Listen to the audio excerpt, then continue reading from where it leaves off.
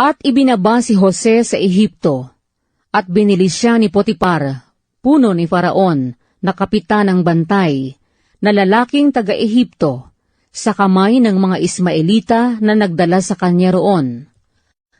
At ang Panginoon ay sumakay Jose, at naging lalaking mapalad. At siya'y nasa bahay ng kanyang Panginoong taga-Ehipto. At nakita ng kanyang Panginoon na ang Panginoon ay sumasa kanya, at ang lahat ng kanyang ginagawa ay pinagpapala ng Panginoon sa kanyang kamay.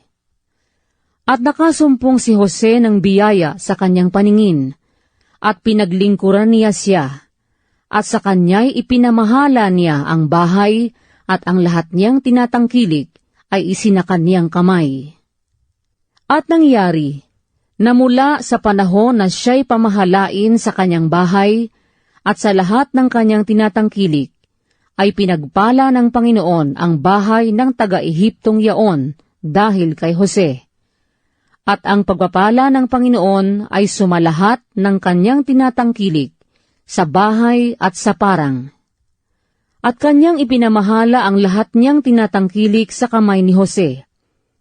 At hindi siya nakikialam ng anumang kanya, liban sa tinapay na kanyang kinakain.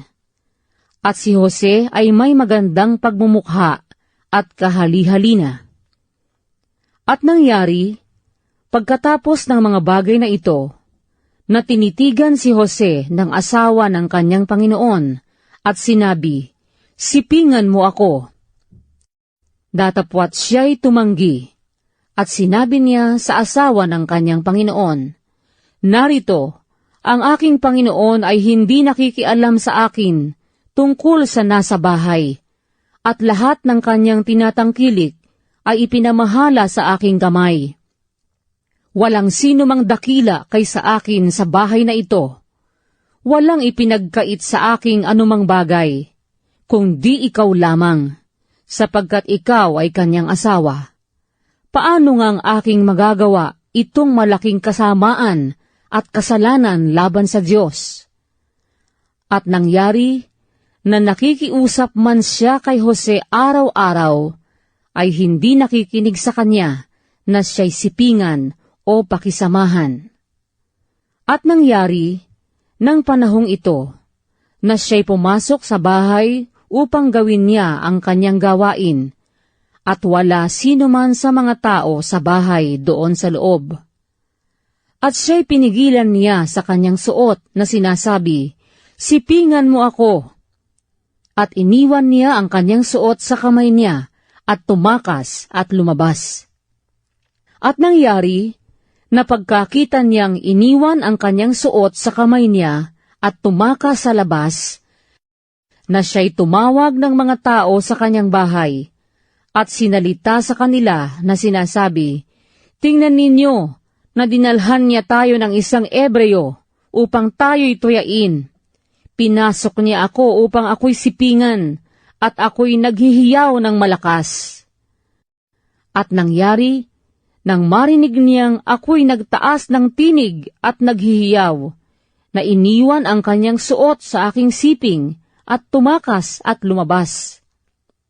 At kanyang iningatan ang suot niya sa kanyang siping, hanggang sa umuwi ang kanyang Panginoon sa kanyang bahay. At sinalita niya sa kanya ng ayon sa mga salitang ito, na sinasabi, "Pinasok ako ng aliping Ebreo na iyong dinala sa atin upang tuyain ako."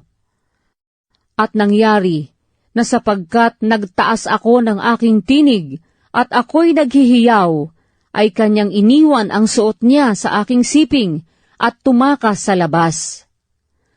At nangyari, na pagkarinig ng kanyang Panginoon ng mga salita na sinalita sa kanya ng kanyang asawa, na sinasabi, "Ganitong paraan ang ginawa sa akin ng iyong alipin," ay nag-alab ang kanyang galit. At dinala ng kanyang Panginoon si Jose, at inilagay sa bilangguan, sa dakong pinagkukulungan ng mga bilanggo ng hari, at siya'y natira roon sa bilangguan. Datapwat ang Panginoon ay sumakay Jose, at iginawad sa kanya ang awa, at pinagkalooban ng biyaya sa paningin ng katiwala sa bilangguan. At ipinamahala ng katiwala sa bilangguan sa mga kamay ni Jose ang lahat ng mga bilanggo na nasa bilangguan, at ang lahat ng ginagawa roon ay siya ang gumagawa.